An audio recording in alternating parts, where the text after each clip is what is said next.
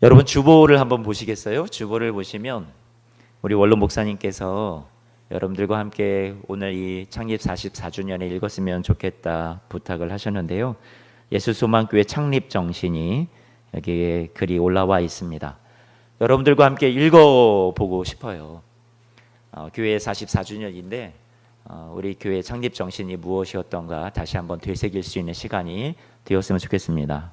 우리 다 함께 한번 읽어볼까요? 예수소망교회 창립 정신.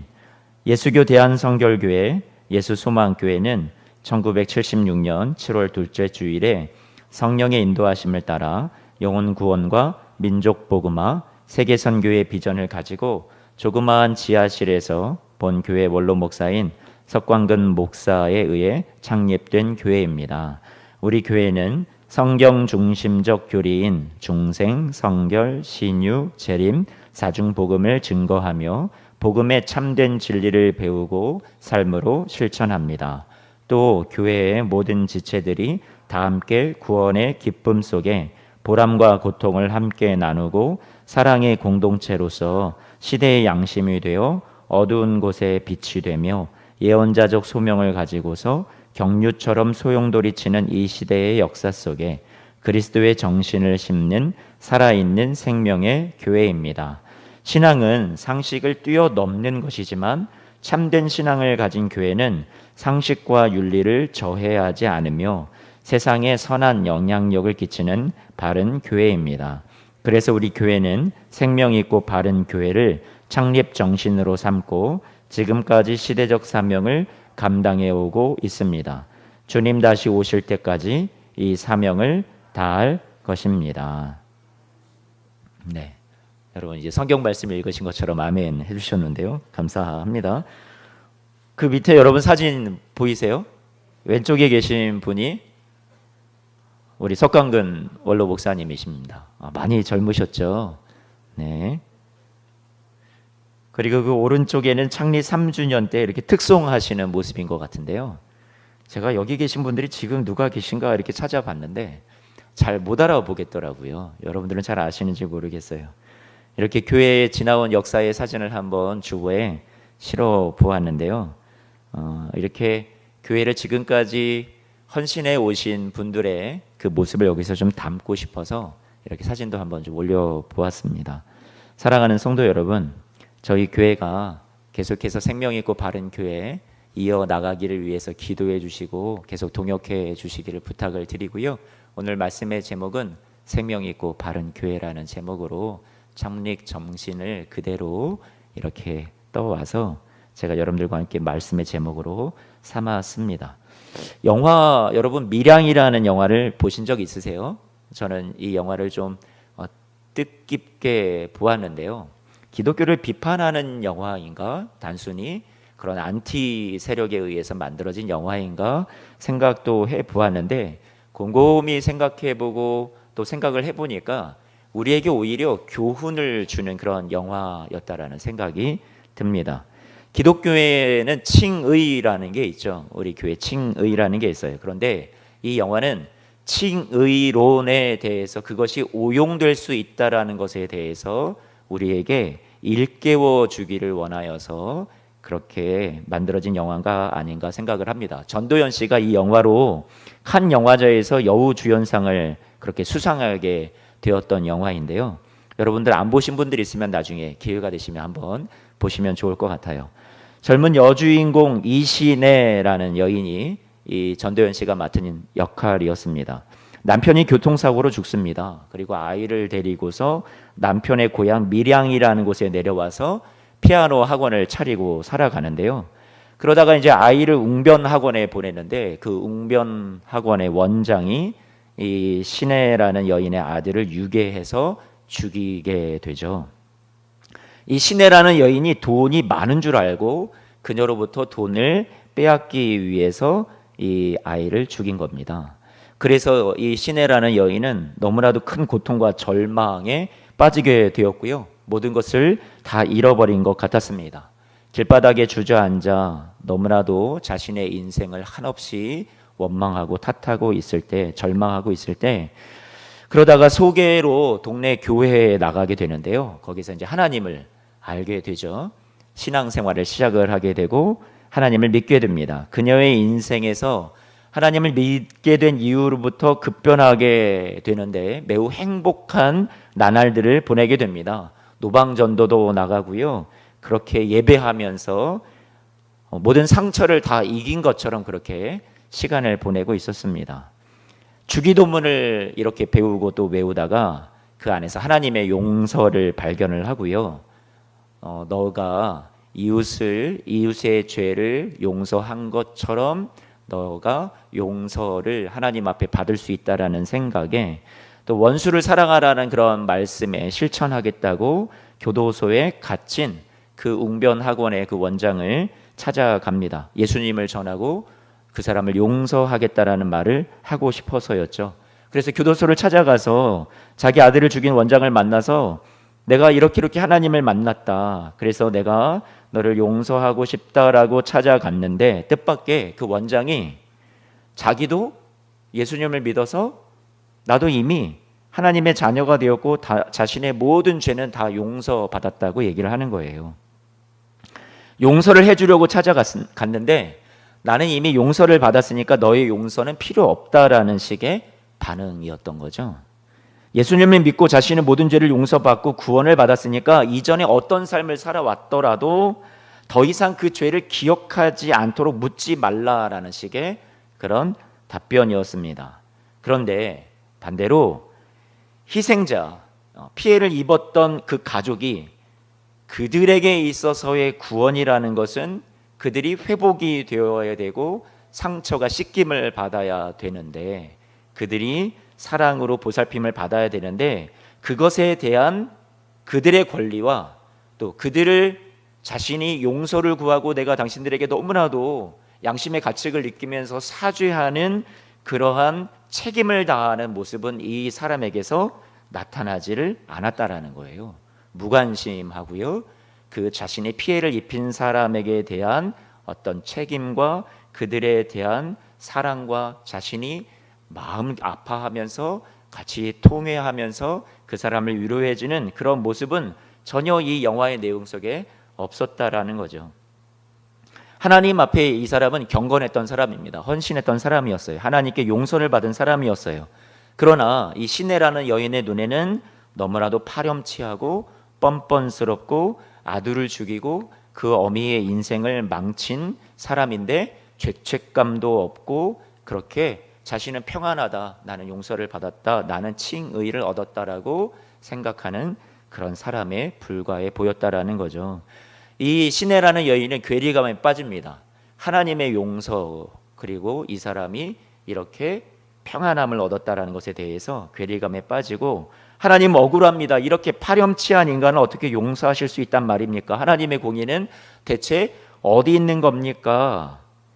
그렇게 이 영화가 그 뒤로 이야기는 전혀 생각지 못했던 방향으로 흘러가서 목사님이 이렇게 기도를 하는 시간에 이 여인은 거짓말이야 거짓말이야 라는 노래를 틀고 그리고 장로라는 교회의 어떤 직분자에 의해서 성추행을 당하게 되고 여러 가지 어떤 일들이 계속해서 교회 내에서 신앙생활을 잘하는 어떤 그런 모습의 사람들이 보여주는 그들의 연약함과 그들의 삶과 그들의 믿음이 일치하지 않는 모습을 이 영화에서는 많이 보여주고 있습니다.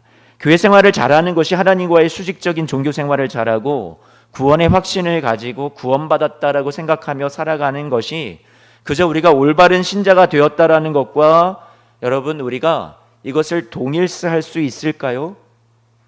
그렇게 동일시할 수만은 없다라는 것을 알려줍니다. 거듭난 신자의 특징은 예수님과의 교제를 통해서 속사람이 자라나는 것을 말합니다. 예수님을 닮아가는 것을 말합니다. 이 살인자는 한 생명을 이미 빼앗았고 또 그로 인해 그 아이를 잃은 어머니에게도 말할 수 없는 고통을 안겨주었습니다. 그래서 이 사람에게 있어서 진정한 회개란 자신이 피해를 입히고 아픔을 주었던 사람들의 고통에 동참하는 것까지가 회개라는 거죠. 신앙인이라는 것은 이웃의 고통에 아픔에 동참하는 것이 신앙입니다.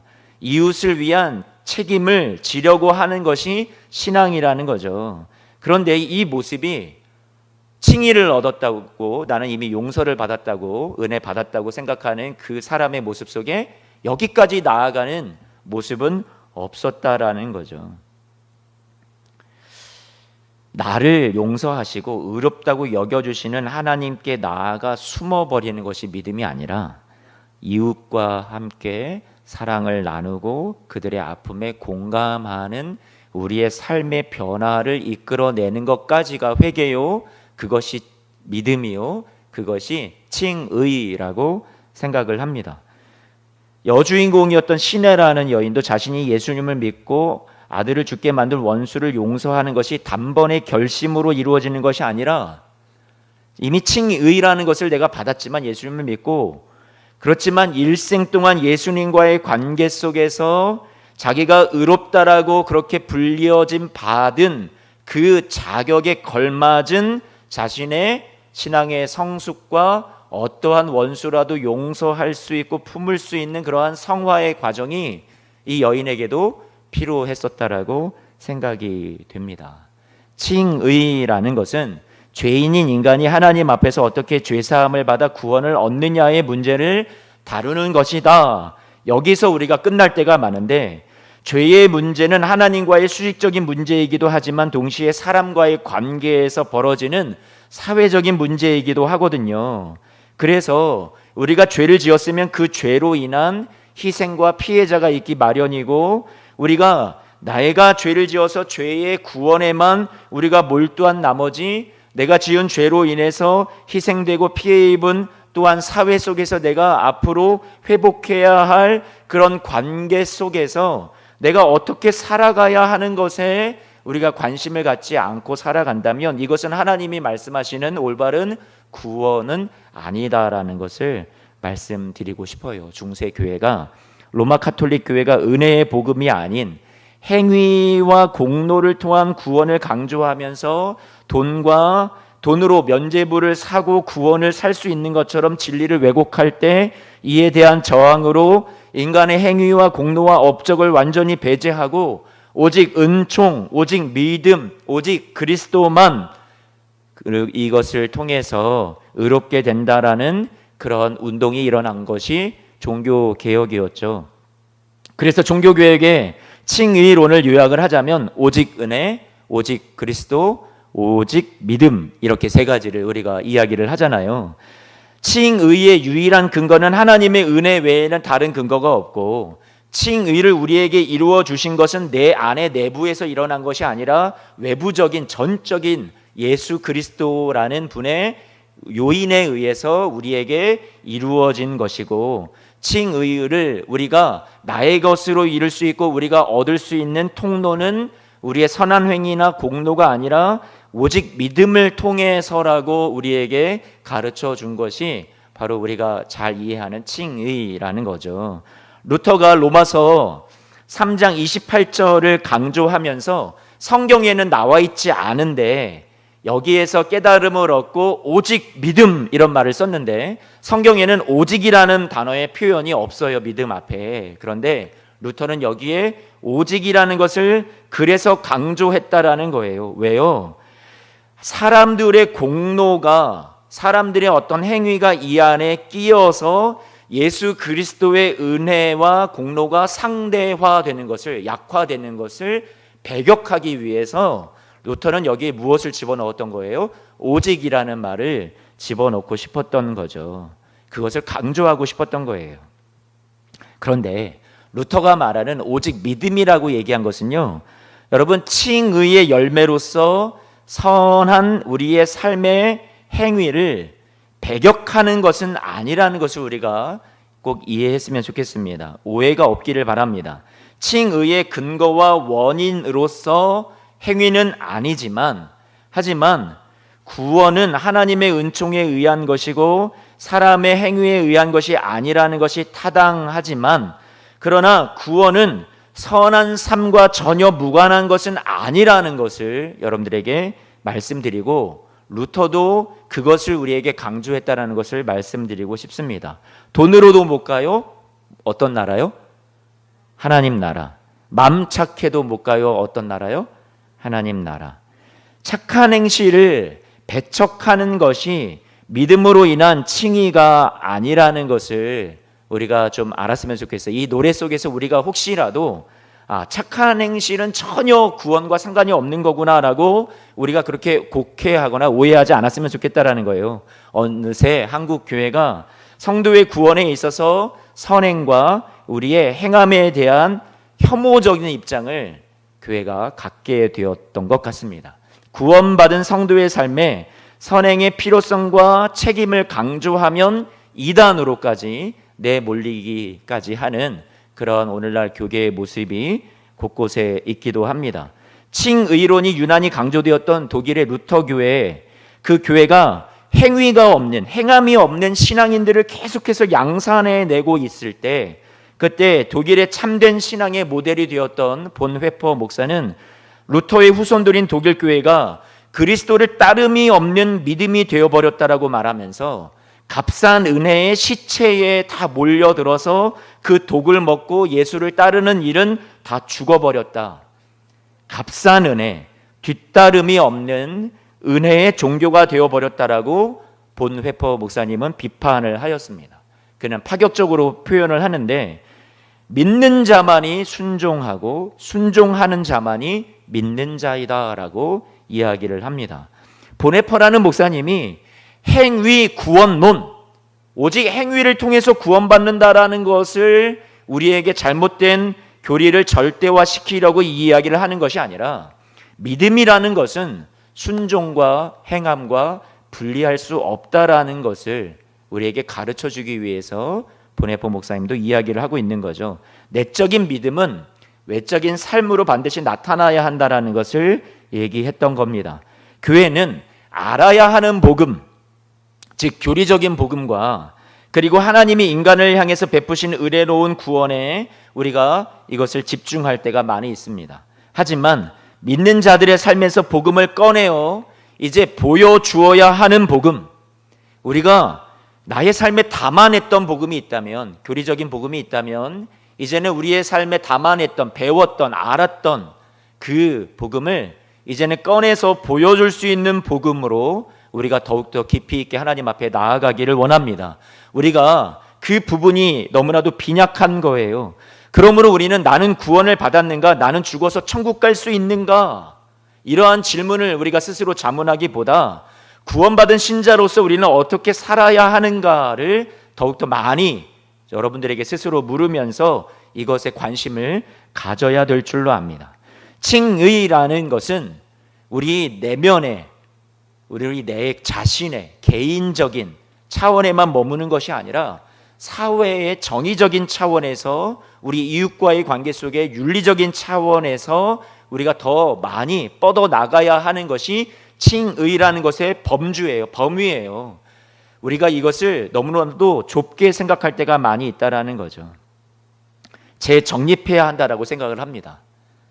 칭의라는 것을요.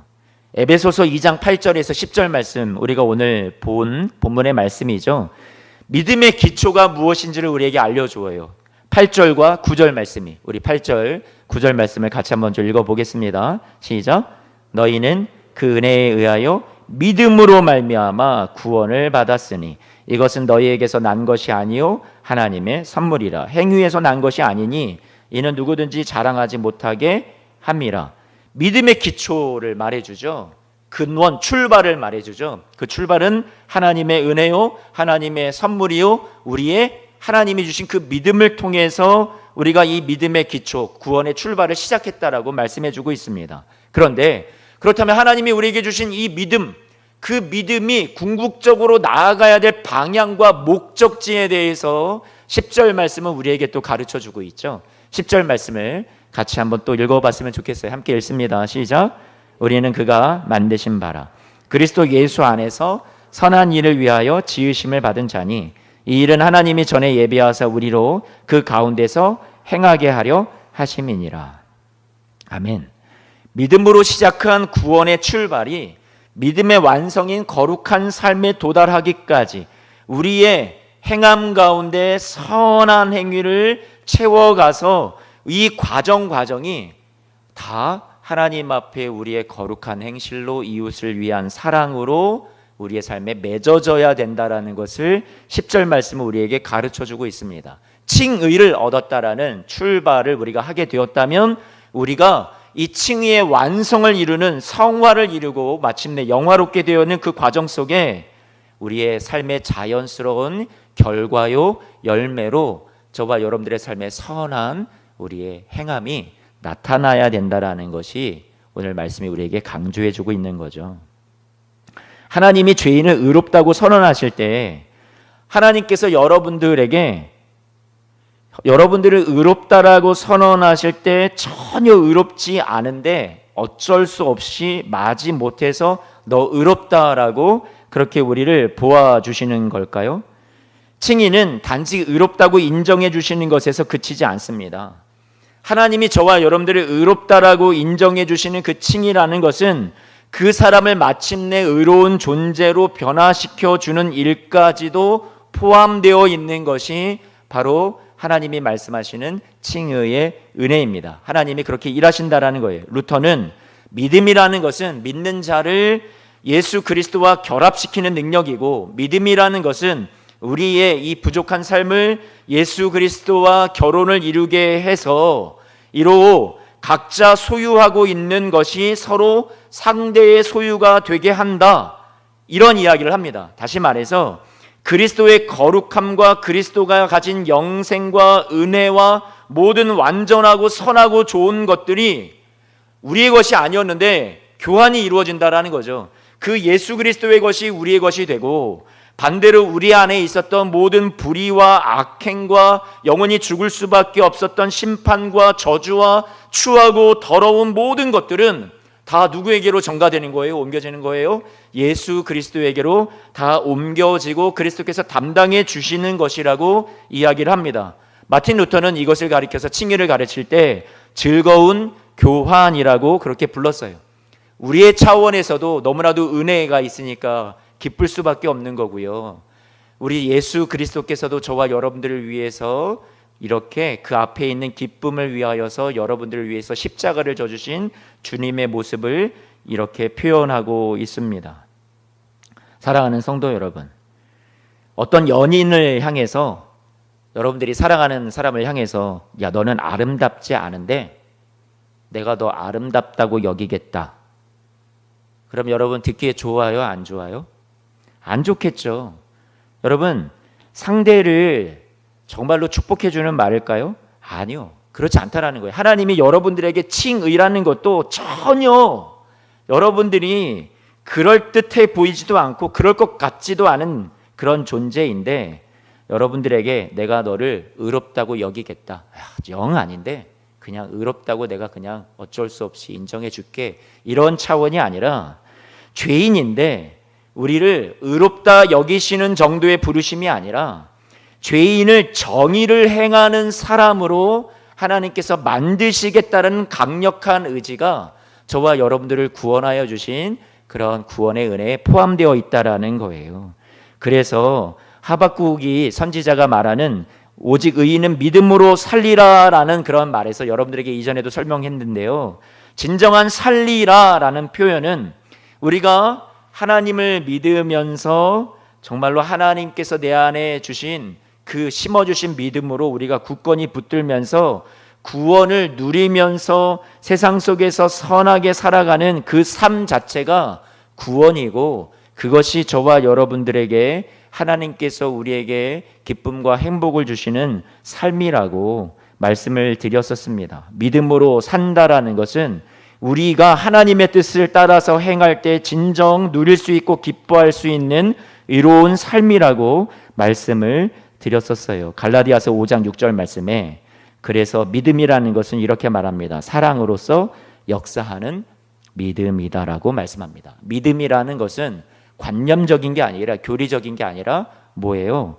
우리 안에서 사랑으로서 역사되고 나타나고 표현될 때 그것을 믿음이라고 말할 수 있다라고 가르쳐 주고 있습니다. 다시 표현합니다. 믿음이란 성경적 교리에 대한 입술의 고백과 지적인 동의가 아닙니다.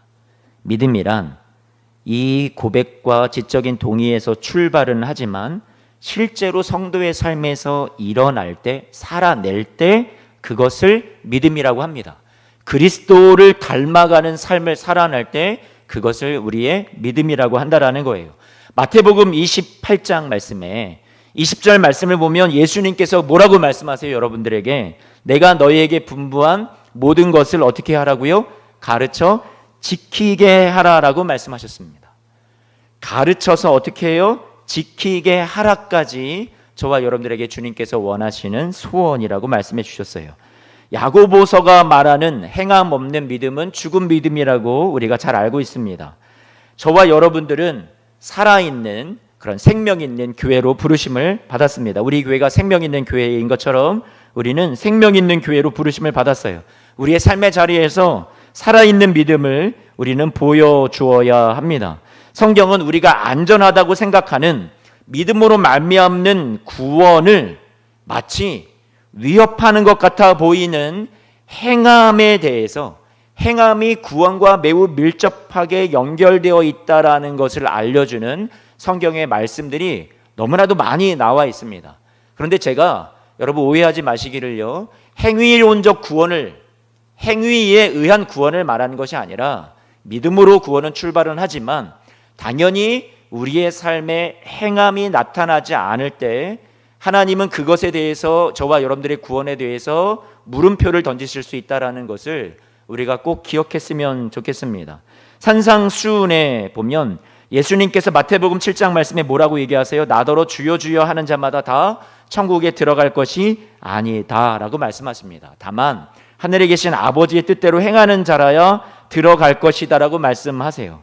마태복음 25장 말씀을 보면 세상의 종말에 일어날 구원이 믿음에, 내가 예수님을 믿었다 안 믿었다의 여부가 아니라 이웃에 대한 자비와 사랑의 행위에 따라서 양과 염소를 나누어서 지극히 작은 자 하나에게 내가 벗었을 때, 헐벗었을 때, 굶주렸을 때에, 목말랐을 때에 도와주었느냐 안 도와주었느냐, 작은 우리 주위에 예수 그리스도께서 많이 계십니다. 여러분들이 사랑을 베풀어야 될 이웃들이 바로 오늘 예수님께서는 자신이라고, 예수님이라고, 자신이라고 소개를 하고 계시면서 그들에게 한 것이 곧 나에게 한 것이라고 예수님께서 말씀하시고, 그들에게 한 사랑의 행위에 의해서 우리에게 심판이 있을 것이라고 주님께서, 예수님께서 말씀하신 복음 안에 담겨 있습니다.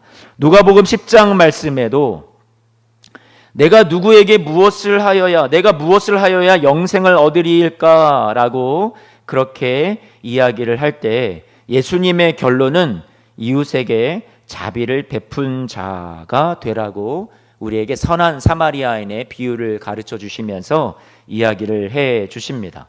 마태복음 19장 말씀을 보면 부자 청년에게 예수님께서 뭐라고 얘기하시냐면 내 소유를 다 팔아서 가난한 자들에게 주라라고 말씀하십니다.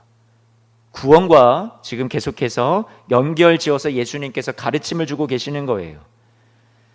성경에 계시록 말씀을 보더라도요, 하나님께서 우리에게 구원과 행함이 매우 밀접한 관계가 있다는 것을 알려주시는데, 계시록 말씀 2장 2절 말씀을 한번 볼까요? 2장 2절 말씀을 보면 이렇게 말씀합니다. 에베소 교회에게 올바른 행위와 수고와 인내가 칭찬받는 그런 대상이라고, 칭찬받는 내용이라고 말씀해 주고 있습니다. 계시록 2장 4절 5절에서 그런데 책망하시는데 뭐를 책망하세요? 사랑을 버린 것과 처음 행위를 잃어버렸다라고 분명히 말씀하고 있습니다. 회개해서 처음 행위를 가지라라고 말씀하고 있어요. 그 행위라는 것은 사랑을 잃어버린 것이라고 또한 이야기해 주고 있습니다. 계시록 2장 19절 말씀을 한번 볼까요? 주님께서 저와 여러분들의 지금의 삶의 모습을 다 아시는데요, 우리의 행위와 사랑과 믿음과 섬김과 인내를 안다라고 말씀하시면서 너의 나중 행위가 처음 것보다 많다라고, 계속해서 주님의 시선이 어디에 가 있냐면 행위에 가 있다라는 것을 우리가 또한 눈여겨볼 필요가 있습니다. 계시록 2장 22절 말씀을 한번 볼까요?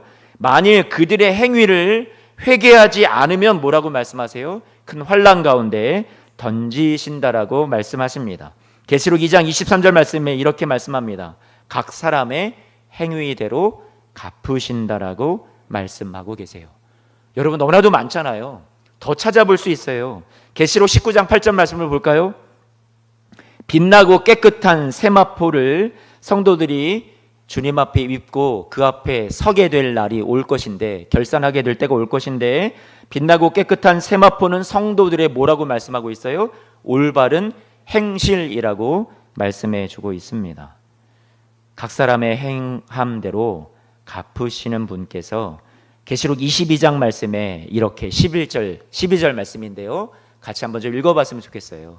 같이 한번 좀 읽어봅니다. 시작. 불의를 행하는 자는 그대로 불의를 행하고, 더러운 자는 그대로 더럽고, 의로운 자는 그대로 의를 행하고, 거룩한 자는 그대로 거룩하게 하라. 보라, 내가 속히 오리니 내가 줄 상이 내게 있어 각 사람에게 그가 행한 대로 어떻게 해요? 갚아주리라. 여러분, 지금까지 말씀을 보니까 마음이 무거워지지는 않으세요? 무거워지지 않으세요? 행함이 없는 구원의 완성을 말하는 것이 매우 쉽지가 않습니다. 우리가 균형을 잡아야 되는데요, 구원이란 단순한 교리에 대한 인지 행위에서 끝나는 것이 아니라 그 교리에 대한 지적인 동의와 입술의 고백에서 그치는 정도로 우리가 두어서도 안 되고요, 그렇다고 해서 행위를 강조하는 구원으로만 우리가 행위로 구원을 받는다라고 또 이야기할 수도 없습니다. 그래서 우리가 행위를 강조하는, 행함을 나타내는 그 본문을 은근슬쩍 뒤로 부담스러워서 뒤로 제껴두어서도 안 됩니다. 미루어 두어서도 안 된다라는 거예요. 회피해서도 안 된다라는 거예요. 그렇다면 믿음과 행함이라는 것을 우리가 구원의 관계에서 통합적으로 어떤 시각을 갖고 있어야 될까요? 우리의 구원은 이미 확정되었습니다. 예수 그리스도를 통해서 완료되었어요. 우리의 구원은 이미 이루어 주셨어요. 우리가 교리적으로 그것을 믿으면 그 가운데, 확신 가운데 구원의 출발은 시작을 합니다. 그런데 여전히 진행 중에 있는 그 이 과정이라는 시간들을 우리는 삶의 열매로 반드시 채워가야 할 것입니다. 미래에 완성된 최종적인 구속을 향해서 퇴보하지 않고 날마다 한 걸음씩 한 걸음씩 주님께서 원하시는 그 선한 삶을 위해서 우리는 전진해 가야 한다는 것을 여러분들에게 말씀드리고 싶습니다. 이미 완성되고 보장된 미래의 승리에 도취해서 지금의 삶을 낙관하면서 살아갈 것이 아니라 현실이라는 믿음의 싸움터에서 우리에게 주어진 우리의 삶을 날마다 나를 십자가에 못 박고 이웃을 사랑하고 우리 주님의 말씀에 순종하기를 힘쓰면서 우리의 구원의 완성을 우리가 항상 이루면서 지금도 그 과정을 우리가 승리로 채워가시는 저와 여러분들의 삶이 되시기를 주님의 이름으로 부탁을 드립니다. 나의 구원이 나의 행위에 달려있지 않다라는 생각으로 우리가 너무나도 방종하지 않았으면 좋겠습니다. 나 자신의 부족한 행위가 구원의 계산에서 제외되고, 그래서 구원의 유일한 근거는 오직 십자가 대속의 은혜만이다라고 하여서 우리가 안일하지 않았으면 좋겠습니다. 이런 신념과 확신을 가지고 살아가되, 여기에서 우리가 더욱더 깊이 나아가서 우리 주 예수 그리스도를 닮아가는 삶이 저와 여러분들에게 꼭 있게 되시기를 부탁을 드려요. 생명 있는 교회, 우리 바른 교회, 원로 목사님께서 창립 정신이라고 우리에게 또한 남겨주셨습니다. 이 교회가 그렇게 모토를 가지고 세워졌어요. 생명 있는 교회는 오늘 저와 여러분들이 주보에 나와 있는 창립 정신을 보면 뭐라고 얘기를 하고 있어요? 복음의 진리를 배우고 삶으로 실천하는 교회다라고 그렇게 표현을 해 놓으셨습니다. 시대의 양심이 되고 어두운 곳에 빛이 되고 예언자적 소명을 가지고 세상 속에서 그리스도의 정신을 심는 살아있는 생명 있는 교회로 우리가 나아갈 것을 이야기해 주고 있어요. 바른 교회라고 얘기하고 있습니다. 여러분, 주보를 또 한번 보시면 바른 교회에 대해서 이렇게 설명을 해 놓았어요. 상식과 윤리를 떠나서 사람들의 근심이 되는 교회도 이 세상에 너무나도 많습니다. 이단도 사이비도 또 심지어 교회마저도 그 바른 하나님 앞에서의 그 길을 떠난 교회도 많은 이때에 정말로 세상 가운데 바른 교회가 필요한 때라고 생각이 됩니다. 바르다라는 말을 저는 의로운 교회가 되는 것이다라고 여러분들에게 표현하고 싶습니다. 저스티스라는 말을 쓰고 싶다라는 거예요. 성경적인 표현으로는 한 짝을 항상 이루어서 나오는데 정의와 공의를 세상 가운데 행하는 교회라고 그렇게 표현하고 싶습니다. 우리 교회가 그런 교회가 되기를 원해요.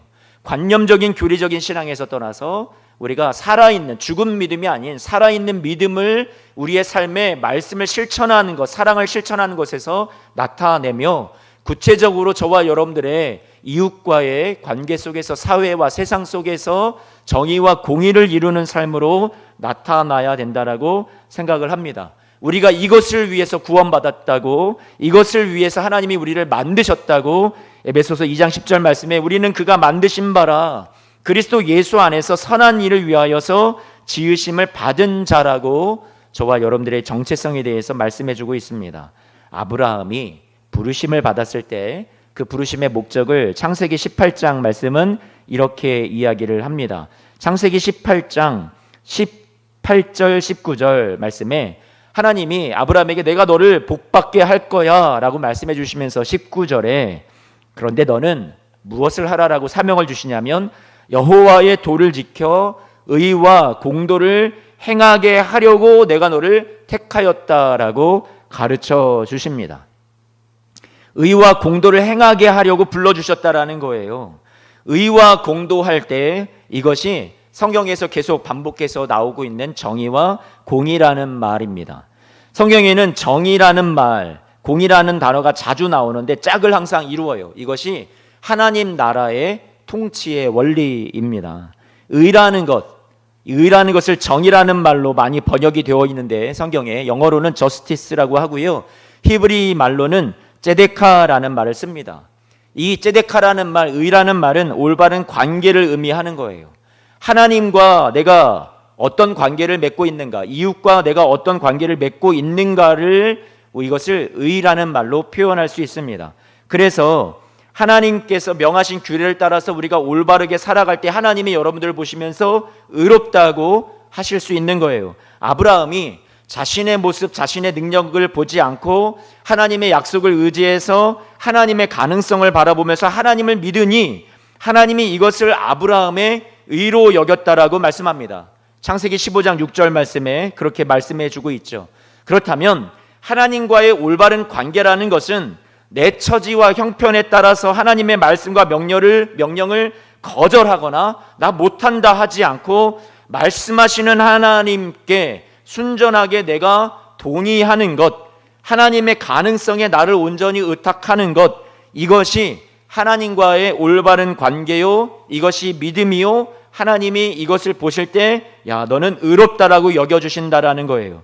하나님의 말씀과 뜻과 생각에 나도 동일하게 생각을 합니다. 그 말씀 진리입니다. 내가 그렇게 살겠습니다. 그렇게 나도 생각합니다.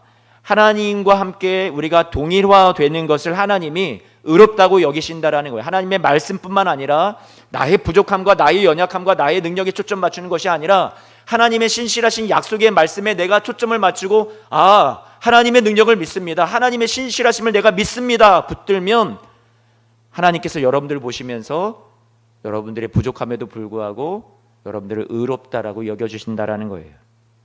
하나님과의 관계가 올바르게 성립되었다라고 보신다라는 겁니다. 또한 이웃에게 제데카, 의를 행한다라는 것은 그럼 이웃과의 관계에서 올바른 관계를 맺는 것을 말하는데 남을 허물하지 않고 이웃에게 악을 행하지 않고 비방하지 않고 이웃을 내 몸과 같이 사랑하는 것, 남에게 대접을 받고자 하는 대로 나도 남을 대접하는 것, 이웃의 어려움과 자신의 어려움을 같이 동일선상에 놓고 생각하는 것, 이웃의 기쁨을 자신의 기쁨으로 동일하게 여기는 것, 그것이 올바른 관계가 성립되었다고 생각을 하는 겁니다. 이웃의 것을 나와 동일하게 내가 느끼고 동일하게 받아들이는 것, 그것이 올바른 관계요. 하나님이 이것을 ጼ데카, 의를 이루었다라고 얘기하신다라는 거예요. 그래서 이웃과의 사회생활 속에서 경제 거래에도 ጼ데카의 저울이라는 것이 있습니다. 나와 남에게 동일하게 적용을 하는 것이 정의의 저울이라는 거예요. ጼ데카의 저울이라는 거예요. 그래서 레위기 19장 36절 말씀을 보면 이런 말씀을 하세요. 공평한 저울과 공평한 추와 공평한 에바, 다 측량하는 단위죠. 에바와 공평한 흰을 사용하라라고 말씀해 주고 있습니다. 예수 그리스도께서 저와 여러분들을 위해서 가난하게 되시고 우리를 부유하게 만들어 주셨어요. 우리를 주님과 동일하게 만들어 주시는, 우리는 전혀 자격이 없는데, 우리는 너무나도 지독히 가난한 존재였는데 너무나도 부유하신 분이 우리를 위해서 낮아지시고 가난해지심으로 우리를 주님과 균등하게 만들어 주실 때, 이것이 예수님이 저와 여러분들에게 베풀어 주신 무엇이에요? ጼ데카, 의라는 거예요. 그것을 고린도후서 8장 9절 말씀이 이렇게 표현하고 있습니다. 뭐라고 말씀하세요? 우리 주 예수 그리스도의 은혜를 너희가 알거니와 부유하신 이로써 너희를 위하여 가난하게 되심은 그의 가난함으로 말미암아 너희를 부유하게 하려 하심이라. 이것이 의롭다라는 거예요. 그래서 우리가 예수님 의로우십니다라고 우리가 그렇게 찬양하고 예수님의 의를 우리가 인정할 수밖에 없다라는 거예요.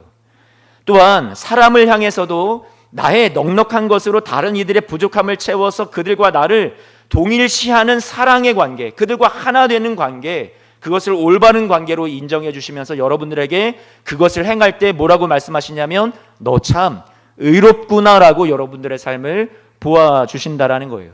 그래서 고린도후서 8장 14절 말씀에, 오늘 같은 고린도후서 말씀에 예수님이 우리를 위해서 가난해지심을 말씀해 주시고 그 다음에 여러분들이 사람과의 관계 속에서, 이웃과의 관계 속에서 이렇게 살아가라고 말씀해 주시죠. 의를 행하라고요.